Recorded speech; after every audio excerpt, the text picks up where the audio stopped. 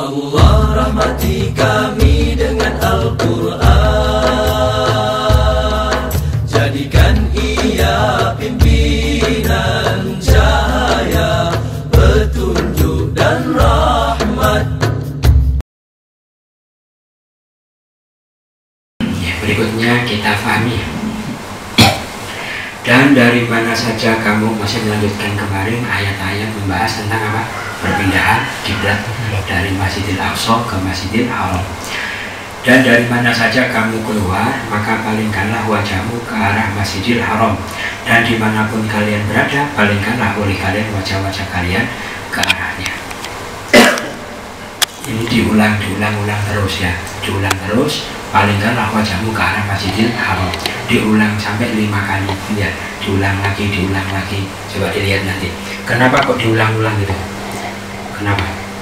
Nah, ada keterangan dulu di dalam awal-awal penerapan syariat Islam itu sering terjadi perubahan-perubahan syariat, penggantian syariat. Nah, penggantian syariat yang pertama kali terjadi di dalam Islam adalah tentang perpindahan kiblat, gitu ya. Nah, makanya supaya para sahabat-sahabat itu yakin betul-betul perintah pindah kiblat ini dari Allah, maka diulang lagi sampai 5 kali, gitu ya. Nah, terus ulangnya itu begini, kemarin juga itu. Dan dari mana saja kamu keluar. Kok kamu keluar tuh maksudnya apa? Maksudnya kan dari manapun kamu sholat, gitu ya. Kok kamu keluar? Maksudnya apa? Karena Rasulullah itu setiap kali sholat mesti keluar.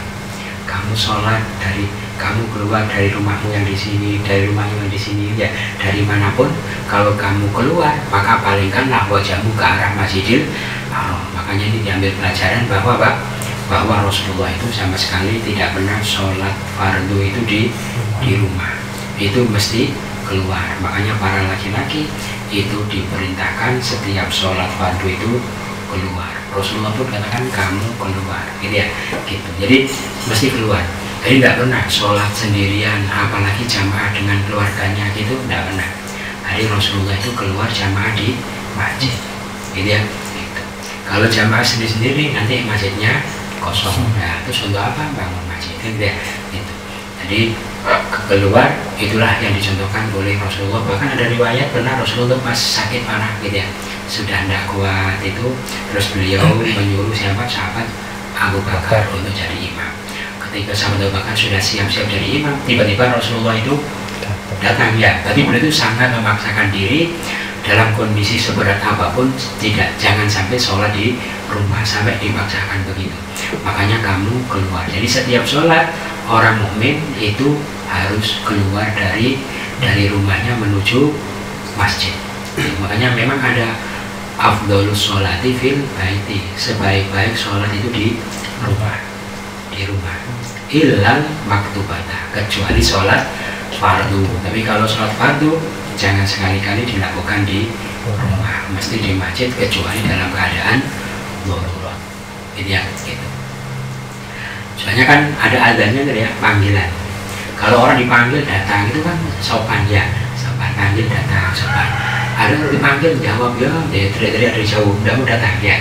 Cuma dia jawab panggilan tapi tidak mau datang, itu ada kurang sopannya juga kepada Allah. Makanya terutama para laki-laki. Dan dari manapun kamu keluar, palingkanlah wajahmu ke arah Masjidil Haram. Dan dimanapun kalian berada, maka palingkanlah oleh kalian wajah-wajah kalian ke arahnya. Dimanapun berada, bukan di situ saja, dimanapun. Kalau sholat, hadapkan ke Masjidil Haram. Nah, ini Allah beri alasan. Kenapa kok dipindahkan kiblat itu ke Ka'bah? Kok tidak tetap seperti kiblat yang sebelumnya ke Masjidil Aqsa? Kenapa? Allah beri alasan kenapa kiblat itu Allah pindahkan, agar sekiranya tidak ada bagi para manusia itu bantahan atas kalian. Maksudnya apa? Allah pindahkan kiblat dari Masjidil Aqsa ke Masjidil Haram supaya manusia tidak punya bantahan. Maksudnya apa? Bantahan. Kemarin itu ketika Masjidil Aqsa, orang Yahudi itu bantah ini, Muhammad, katanya kamu itu tidak mengakui kebenaran agama Yahudi, tapi kenapa kiblatmu sama dengan kiblatnya orang Yahudi? Hanya beliau tidak bisa jawab. Memang Allah perintah menghadap ke Masjidil Aqsa.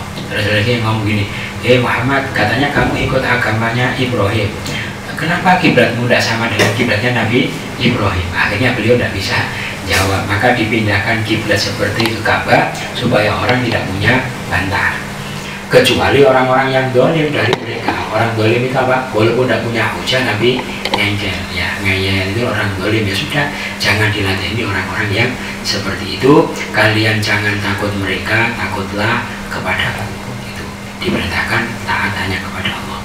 Terus Allah beri alasan lagi, kenapa kok diperintahkan menghadap kiblat ke Masjidil Haram? Dan agar aku sempurnakan nikmatku atas kalian supaya kalian mendapat petunjuk. Yang dimaksud apa?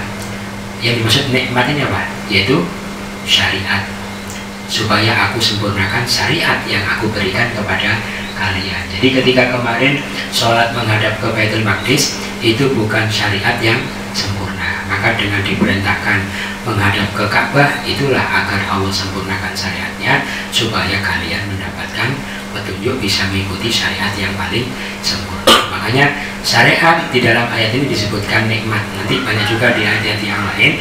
Maka hakikatnya syariat yang Allah tetapkan kepada kita sebagai hambanya ini adalah nikmat Allah yang diberikan kepada kita. Kalau dia mau mengikuti, ya senang-senang sendiri, ya untung-untung sendiri. Kalau tidak mau, ya rugi-rugi sendiri. Maka tidak ada satupun yang Allah wajibkan kecuali ada keberkahan yang besar.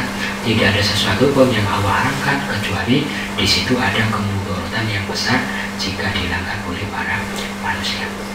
Maka disebut nikmat. Kemudian tadi sejak awal juga ketika disuruh menghadap ke Ka'bah itu mesti wajhaka, fawalli wajhaka, fawallu wujuhakum, mesti wajah-wajah. Itu kemarin pelajarannya Pak, yaitu bahwa orang itu kalau sholat menghadap ke Ka'bah itu cuma fisiknya saja, cuma badannya saja, tapi hatinya tetap menghadap kepada Allah. Makanya diperintahkan orang sholat itu harus dilakukan secara khusyuk.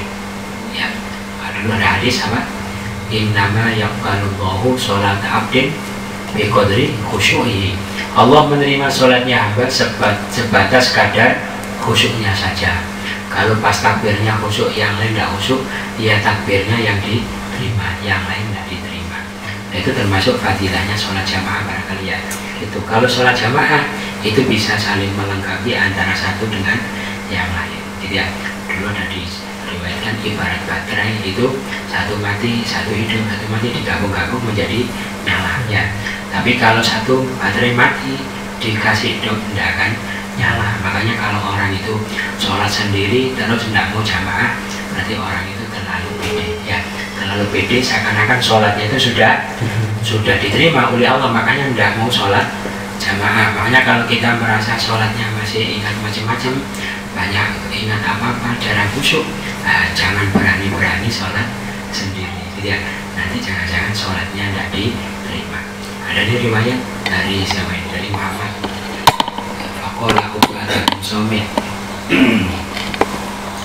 Khamsu sholawatin iftarodahun Allah Ta'ala. Ada sholat 5 waktu yang Allah wajibkan. Siap man ahsana wudu'ahunna, siapa wudu'nya baik, shallahunna liwaktihinna, sholat tepat pada waktunya, atamma ruku'ahunna, menyempurnakan rukuknya, wa khusyu'ahunna, dan khusyuk gitu ya. Kana lahu 'alallahi ahdun ayyaghfir lahu, seakan-akan dia punya perjanjian dengan Allah, bahkan dosa-dosanya akan diampuni. Tapi siapa tidak melakukan itu, ya sholat tapi tidak khusyuk, tidak sempurna, maka dia tidak punya perjanjian dengan Allah. Kalau Allah menghendaki ya diampuni, kalau Allah menghendaki ya tetap disiksa walaupun dia sholat gitu ya.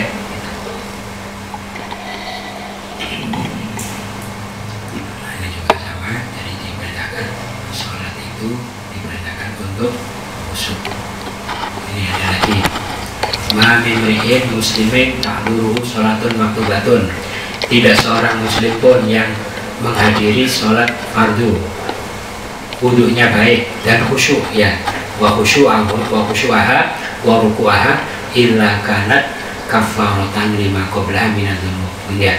Maka sholat yang dia lakukan dengan khusyuk itu menjadi penebus dosa-dosa yang dia lakukan sebelumnya, malam ya'ti kabira, selama dia tidak mendatangi dosa besar. Wadzalika dahru, dan itu sepanjang tahun. Gitu ya.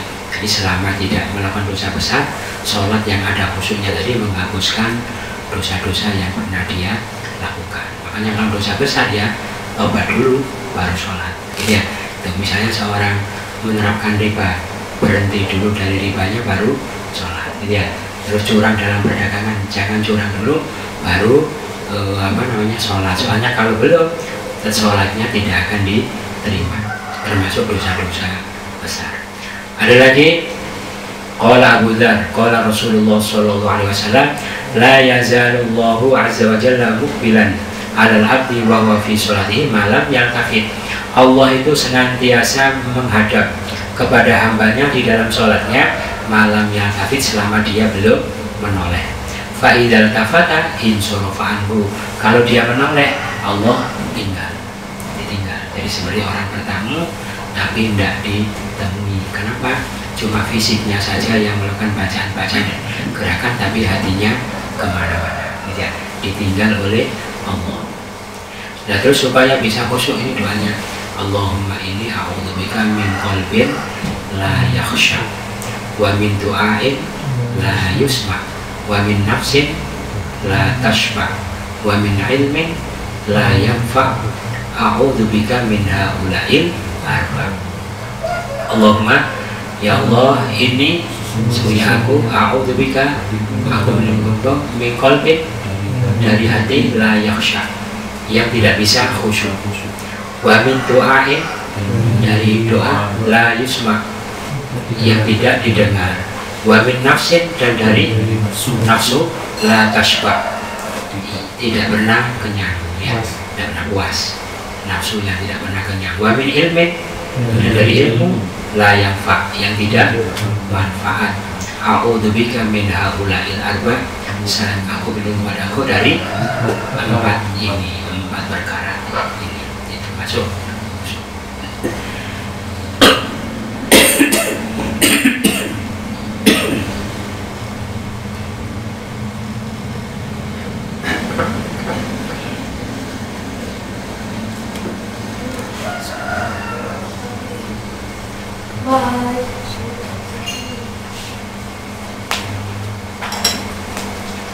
Jadi kenapa Allah perintahkan orang mukmin sholat menghadap ke Ka'bah? Di antaranya adalah untuk menyempurnakan nikmat yang sudah Allah berikan kepada mereka, yaitu supaya mereka itu mengamalkan syariat yang sempurna. Sebagaimana kami utus pada kalian seorang Rasul, karena sebelumnya aku itu sudah berikan nikmat kepada kalian, supaya nikmat itu semakin sempurna, maka aku berikan kepada kalian syariat yang sempurna. Nikmat apa sebelumnya? Yaitu kami utus pada kalian seorang Rasul dari kalian. Dia membacakan kepada kalian ayat-ayat kami, mensucikan kalian dari kemusyrikan, mengajari kalian kitab dan hikmah. Kitab itu Al-Quran, hikmah itu sunnah. Dia mengajari kalian apa-apa yang dulu belum kalian ketahui. Itu nikmat dari Allah, ya. Itu termasuk kalian dijadikan umat Rasul yang paling mulia seperti itu. Nah, supaya nikmat semakin sempurna, maka aku berikan kepada kalian syariat yang sempurna. Salah satunya yaitu apa? Diperintahkan sholat menghadap ke Ka'bah. Sebetulnya ini pengabulan doanya Nabi Ibrahim dulu, ya. Coba kita lihat. Dulu Nabi Ibrahim pernah berdoa kepada Allah supaya anak cucunya ini ya, dulu dikirimkan Rasul yang punya ciri-ciri seperti itu dulu. Di juz 1 doanya Nabi Ibrahim, Rabbana wa ba'ats fihim rasulan minhum yatlu 'alaihim ayatika wa yu'allimuhumul kitaba wal hikmah wa yuzakkihim innaka antal azizul hakim. Ini doanya beliau, dan ya dijawab oleh Allah. Kan doanya begini, wahai Tuhan kami, bangkitkan pada mereka seorang Rasul dari mereka. Dia membacakan kepada mereka ayat-ayat Engkau, dia mengajari mereka kitab dan hikmah, dia mensucikan mereka. Engkau lah maha perkasa lagi maha bijaksana. Allah kabulkan, kama arsalna fikum rasulan minkum. Ya, mereka minta wa ba'atsihim rasulan minhum. Allah jawab, arsalna fikum rasulan minkum. Ya, terus yatslu alaihim ayatika, yatslu alaikum ayatina. Dan ya, wa yu'allimuhumul kitaba wal hikmah wa yuzakkihim wa yuzakkikum wa yu'allimukumul kitaba wal hikmah. Cuma bedanya ini dibalik. Kalau permohonannya mengajari mereka kitab dan hikmah, dan mensucikan mereka. Pengabulannya, dia sucikan kalian, dia mengajari kalian kitab dan hikmah. Dibalik gitu ya. Nah, dibalik kenapa? Berarti ini pelajarannya, kalau orang itu berdoa kepada Allah, jangankan orang biasa, ini Nabi Ibrahim. Kalau orang itu berdoa kepada Allah, Allah tidak kabulkan persis seperti apa yang dia minta, tapi Allah berikan yang lebih baik, yang lebih sempurna gitu ya. Jadi mintanya itu diajari dulu baru disucikan. Allah sucikan dulu baru diajari. Jadi gitu ya. Jadi diberikan yang terbalik. Nah ini ditambah lagi, wa yu'allimukum ma lam takunu ta'lamun. Ini di doanya tidak ada ya, tapi di jawabannya ada. Berarti apa? Ini dan orang itu akan dibeli oleh Allah kebaikan-kebaikan yang lain yang tidak dia minta sekalipun ya, sebagai pahala dari doa yang dia lakukan. Makanya orang yang beruntung itu orang yang banyak berdoa kepada Allah. Makanya doa mukhul ibadah. Doa itu adalah puncaknya, otaknya ibadah. Karena biasanya kalau orang zikir kadang kemana-mana ya, kadang baca Quran yang tidak tahu artinya, kadang sholat juga tidak. Tapi kalau doa minta apa itu mesti merasa penghambaan, merasa ketergantungan kepada Allah. Makanya lebih gampang khusyuk itu kalau berdoa, apalagi sedang punya hajat-hajat apa. Nah, makanya berdoa itu tambah banyak, tambah bagus. Makanya kemarin diterangkan apa? Padahal Allah itu loh tahu isi hati manusia. Dia kerentak saja sudah tahu. Kenapa kok diperintahkan berdoa? Itu hanya untuk membangkitkan rasa penghambaan kepada Allah. Itulah nilai ibadahnya. Terus berikutnya, maka ingatlah kalian kepadaku wahai manusia, wahai hambaku, niscaya aku akan ingat kalian. Bersyukurlah kalian kepadaku, kalian jangan kufur kepadaku. Ingatlah aku, syukurilah nikmatku itu, jangan kufur. Jadi ingat Allah itu ingat nikmatnya. Ingat nikmat akhirnya akan timbul syukur. Setelah syukur maka orang itu tidak akan menjadi orang yang kufur. Siapa ingat Allah maka Allah akan ingat kepadanya. Makanya ingatnya Allah kepada hamba itu tergantung ingatnya hamba kepada Allah gitu ya. Jadi kalau dia lupa ya sudah ditinggal. Tapi kalau dia ingat, Allah ingat kepada orang itu. Terus berikutnya lagi, wahai orang yang beriman, tapi untuk bisa tegak di dalam syariat, mensyukuri syariat Allah itu dalam bentuk apa? Mengamalkan sebagai wujud syukurnya atas diperintahkannya syariat itu bukan sesuatu yang berat, bukan sesuatu yang ringan, itu sesuatu yang berat, banyak tantangan, banyak godaan. Nah, supaya kalian bisa melakukannya maka diajari oleh Allah, hei orang yang beriman, minta tolonglah kalian kepada Allah dengan sabar dan sholat. Sesungguhnya Allah itu bersama orang-orang yang sabar gitu ya. Jadi supaya bisa bagaimana berat itu ya, minta tolong terus. Makanya kalau berdoa itu minta apa? Minta bisa mensyukuri syariatnya. Ya Allah, bagaimana saya bisa khusyuk ya, bagaimana bisa termasuk memahami Al-Quran, bagaimana bisa yaitu melaksanakan semua syariat-syariat yang diajarkan. Itu doa seperti itu, banyak-banyak berdoa dengan sabar dan sholat. Sabar itu usaha terus menerus, sholat itu banyak memohon kepada Allah. Kalau sudah sabar, sesungguhnya Allah bersama orang yang sabar. Orang itu akan disertai sehingga mendapatkan apa yang dia cita-citakan.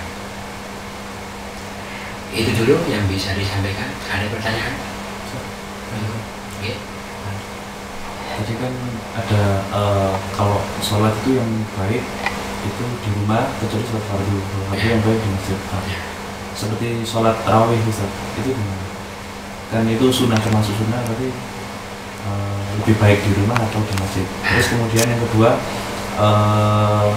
terkait dengan arah kiblat, itu pertama di Ka'bah, kemudian pindah ke Masjidil Aqsa, kemudian pindah ke Ka'bah lagi, atau pertama itu di Masjidil Aqsa baru ke Ka'bah. Jadi apa namanya? Tadi sebetulnya sholat sunnah gitu ya, yang paling bagus ya di rumah tadi ya. Cuma karena ada ketika Rasulullah sampaikan bahwa nanti umatku akan terpecah 73 golongan gitu ya, semua masuk neraka kecuali satu. Siapa itu? Ma'ana alaihi wa sahbihi, orang yang ikut aku dan sahabatku. Tapi kan sholat tarawih itu sunnah sahabat, gitu ya. Gitu. Jadi sebetulnya sholat Rasulullah kan sholat tarawihnya di rumah. Ya, beliau sholat tarawih itu cuma 3 hari di masjid. Terus tambah banyak ikut, akhirnya takut kalau turun diwajibkan udah keluar lagi. Nah, tapi sahabat-sahabat itu tetap sholat di masjid, ya tetap di masjid, tapi sendiri-sendiri. Nah, tapi sebagian ada juga yang di rumah, ada yang di masjid, tapi sendiri. Kemudian pada masa Khalifah Umar dipersatukan dalam satu jamaah, gitu ya. Nah, akhirnya menjadi sunnahnya sahabat Umar, gitu ya. Akhirnya ya tetap diikuti karena ikut aku dan ikut sahabat. Terus apa lagi masalah kiblat. Jadi kiblat itu untuk Nabi Muhammad ya. Nabi Muhammad itu ke Baitul Maqdis baru ke Ka'bah. Jadi sejak beliau diutus menjadi Rasul, sholat itu selalu menghadap ke Baitul Maqdis. Walaupun beliau senangnya menghadap ke Ka'bah. Makanya dari riwayat ketika di Mekah beliau ambil posisi begini. Kalau Baitul Maqdis di sini, Ka'bah di sini, terus sholatnya di sini, ya, sehingga bisa menghadap dua. Gitu. Tapi kalau di Madinah tidak bisa lagi gitu. Akhirnya sering mendemakan kepala ke langit, gitu ya. Ingin turun wahyu, terus turun ayat awal liwat jaga syatran masjidil. Jadi memang pertama Allah perintahkan ke Baitul Maqdis baru ke Ka'bah. Allahumma arhamna bil Qur'an واجعله لنا إماما ونورا وهدى